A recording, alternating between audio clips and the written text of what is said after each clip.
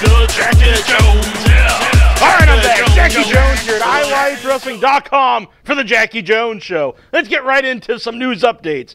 Medusa over on the Facebook, she said, "Oh my gosh, so I forgot to add, while having a beer, I'm thinking of kicking some deserving diva's ass, LMAO." Laughing my ass off for you kids out there who aren't in the know. So she's still trying to get WWE's attention so she could go into the WWE, defend her title versus Beth Phoenix. I'd like to see it myself. Jessica Alba filmed the spot with John Morrison for YouTube, apparently. The picture leaked out on the internet. Also, John Morrison has announced that he's trying to get back to the WWE, or he's interested in going back to the WWE. I guess he's realized there's not much work out for him out there, or not much work where he can make the money he did in WWE. I've never really been a big fan of John Morrison, but if he wants to go back there, he should do it while he still can. Matt Morgan's contract's coming up in TNA. I really wouldn't be sad to see him go. But he was saying, he kind of played off the fact that maybe he would like to stay loyal to TNA, but maybe he'd also try it for WWE. We'll see what happens. WWE No Way Out on pay-per-views coming up, and apparently it's going to be all cage pay-per-view. And not only just cages, but each cage is going to have a different gimmick, sort of like Lockdown used to be. Of all the things a copy from TNA, do you really need to copy that one? The July 23rd Raw is going to be the 1000th edition of Raw. It looks like to be a 3-hour special. It's pretty cool. I've been watching Raw since it debuted, so it's hard to think there's been 1,000 of them. It's official that the Bella Twins are going to be leaving the WWE once their contract expires. I don't know if they're just sick of wrestling and going to TNA, or I think they're going to be actresses. I don't know, but looks like they're leaving the WWE. Now it's time for stuff for sale. Over on the WWE side, we got Zack, Ryder sunglasses. Not really a big fan of these, kind of dull. You think they should be pepped up a little bit for Zack Ryder. New Brock Lesnar t-shirt, I really do like that. I used to have the old Brock Lesnar shirt when he first came in, the next big thing. Kind of similar idea, and you get that in men's or women's. This youth tee for The Rock is kind of perplexing because it's 24/7, 365 in the back. The front is basically boots to asses, which is kind of a weird thing when you're marketing to kids, because they say the WWE, they claim the WWE is PG now because they want to get the kids into it, but really, I've always thought the kids like an adult show. They don't like kid shows. But anyway, they're marketing a shirt, boots to asses for children. You can also get the Rock growth chart. The Miz Onslaught of Awesomeness pendant. Does anyone really buy these pendants? And if you do you wear them? If so, I'd like to see a picture. The Yes, Yes, Yes shirt. That's right. I kind of like the front. Like, I probably wouldn't buy it, but it's cool. I like the chant. The back logo, I'm not really hepped up on that. I know it's the same logo used when you use a baby face, but I just don't think it's very well made. Over on TNA, we got the Enigma Best of Jeff Hardy Volume 2. Now, is there enough Jeff Hardy footage to warrant 2 editions of a Best of DVD in TNA? Now, obviously, there would be if they could show WWE stuff, but I don't know. How long's he even been in TNA? Like less than a year? Maybe a little over a year? These are perplexing. The TNA Guitar Picks. And who the hell is Ernie Ball? Ring of Honor side, Nigel McGuinness. Ring of Honor Career Retrospective 2 DVD set. That's pretty sweet. We got the Customizable World Championship Spinner Belt by Figures Toy Company, and that's sold over at the WrestlingSuperstore.com. It's pretty cool. You can put on your own logos. They even come out with things where you can print out your own logo and put it on there, and you can take it off and change it. Like if you really want a real good belt, you probably want to spend more money, but it's like $300 and you can interchange it. It's pretty neat. It might be worth checking out. Jack's Gimmick of the Week time. Now, Lockdown most likely has already happened by the time you have watched this, and I already mentioned that No Way Out is going to be all cages this year, so I thought of my own cage, and that's right. It's a cement cell. Now, normally a cage, you can see through it. You can see what's going on, and in WWE, it's PG. They don't want guys taking big bumps. You got the Hell in the Cell. They basically don't take any bumps off of it. There's no blood. I'm saying a cement cell. It's completely encased in cement, so it goes over the whole ring. You can't see anything in it. 2 guys go in. 1 man leaves. What happens? You could have puffs of smoke come out like an old cartoon. I don't know. But 1 man walks out.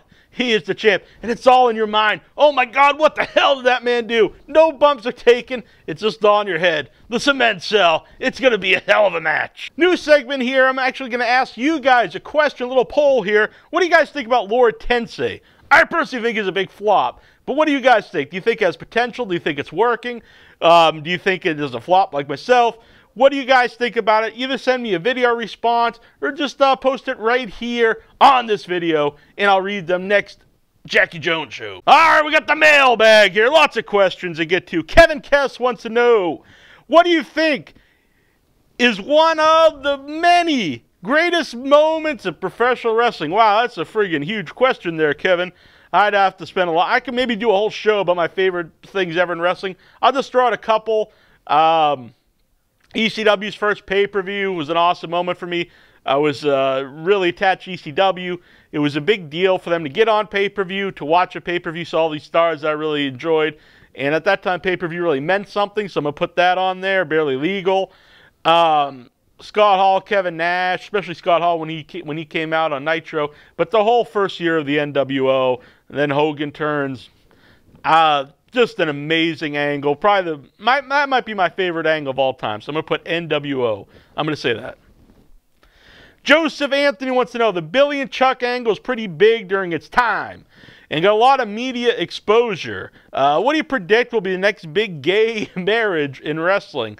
Well, we've seen the gay marriage. Maybe we'll see a lesbian marriage. Or maybe we'll see a man and a dog. Maybe we'll see, they'll bring back friggin' Matilda. I don't know. That's a hell of a question, Anthony. Chris Levitt wants to know, Jack, my man, what are the freaking best finishers of all time? Wow. I gotta think about that one. But Vader's powerbomb, awesome. Big fan of the powerbomb in general. Lots of guys have given it Sid, different, actually a lot of the smaller guys really did good powerbombs too, like Eddie Guerrero, Dean Malenko. But I say Vader. Vader powerbomb's awesome. Also, big fan of the choke slam. It's hard to pin down who gives the best choke slam. I'll put Kane just because I think it really matched his character when he was doing the choke slam. I always liked the Big Show, the Giants choke slam too, especially when he used to go down with the guy. I thought that was pretty cool.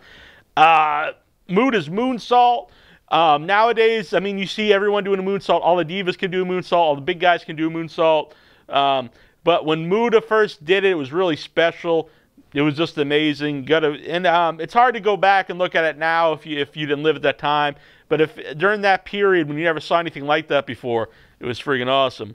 I got, of course, the Frankenstein or another move is kind of the same way. When Scott Steiner was hitting the Frankenstein for the first time, epic stuff. I remember before he even had a name, I believe it was Rick Steiner who named it because he was like, what are they going to call it? And he said the Frankensteiner because everyone's afraid of Frankenstein. But back in the day, Scott Steiner was innovating moves left and right. Just an amazing worker. If you would have had those skills with the Big Papa Pump character, I think you probably would have been possibly if he had, the push and whatnot, could have been like the best wrestler of all time, in my opinion. I gotta put Goldberg's spear on there. It's probably the most copied move in the last 10 years or 15 years. I know he did the jackhammer usually for the finish, but the spear was awesome. Stone Cold Stunner. I love the Stunner. You can't deny the Stunner. I mean, there's so many memorable moments of the Stunner. And the good thing about the Stunner, you can do it on anybody, which I think is a good idea for anybody out there who's thinking of a finishing move. Because if you do something like that, you can't get on a big guy or whatever. But Stunner, you can hit on anybody. And speaking of that, I got to say Jake the Snake's DDT. Old school, just an awesome move. And no one did it like Jake the Snake. Great move. I got to mention some tag team moves. I could probably go all day for tag team moves, but I got to throw the Vegematic out there, Midnight Express. Spike Pile Driver, the Brain Buster is awesome. Most underrated, I'm going to say, is Power and Glory's tag finisher, the Superplex into the splash on the top rope. I thought was just an awesome move. But I got to say the greatest tag team finish of all time, bar none. And I know it hurt a lot of people legit, but my God, did it look awesome. That is the Doomsday Device. Ludite wants to know, has there ever been an albino in wrestling? Well, the Mulkeys were close. They were very pale, blonde hair. I don't know if they were actually albinos or not, but not to my knowledge. That would be a hell of a gimmick. Let's see an albino. All right. Let's go to the Twitter wars. That's right. There's no other Twitter war that I can even talk about besides Scott Steiner and his war with TNA and Hulk Hogan. I mean, I could read these all day, but you should just go and check Scott Steiner's Twitter. But the man is he's just trashing the Hulkster. He's trashing Bischoff. He's trashing TNA. I'll go over some of these stuff. Anybody surprised Hogan and Bischoff were all over the show and the ratings sucked again? Ever since England, they have had someone come out with Garrett to make sure that he's over. I can see what he's saying, but I think that's actually a smart business. But anyway, first they made Jeff Hardy do it, then last night they had AJ RVD Anderson. And it's because in England, when Hogan and Garrett were in the ring, and he said Garrett was the future of wrestling, Hogan and Garrett got booed so bad, they had to do multiple takes because the booing was so bad. But they fixed it in post-production to look like they were cheering, and aired it and still drew a bad rating. Listen, dumbasses, just because you fixed it in post, it still fucking happened. Effing happened, I'm sorry, Scott. Snap out of your fantasy world and realize nobody gives an F about a guy who can't talk, wrestle, and is the son of an asshole. Oh, man, it's just good stuff. Like I say, go over there all day. Check it out. Good times reading the Scott Steiner. Is it a work? Is it a shoot? I don't know, but I would like to see him come on TNA and do it. I'm a big fan of Scott Steiner, I'll admit it. That's going to wrap up the Jackie Jones Show for this week. Check out IYHWrestling.com every Wednesday night, 8:05 p.m. Eastern. Now, if you listen to the podcast, rate, subscribe, comment, and also, if you can do it, check out the live experience of In Your Head. It's totally different. You can interact with all the fans in the chat room, interact with Jack, 1-inch biceps, leave his comments, interact with the fans. It's so much fun. It's like a whole community, and I really think if you're missing out on that part, you're missing out on a big part of In Your Head. Join the message board at IYHWrestling.com, another big part of the show. Find us on Facebook. You can look up the internet icon, Jackie Jones fan page. You can also check out In Your Head fan page. You can send a video question. I'll answer it here on the show, and you'll be entered in the weekly prize wheel contest. Send me a voicemail, 508-644-8503, or send me an email, jackisbackbrother@hotmail.com, if you got a news item or question you want me to answer. Thanks, guys, and we'll see you soon. I'll actually probably do another show this week. There's a motorcycle driving by right now, if you can hear it, but maybe you can't. I don't know. But anyway, right after lockdown, I'll be doing another show, so check that out too. And don't forget to rate, subscribe, comment, tell your friends, spread the head, do it all. Oh, man!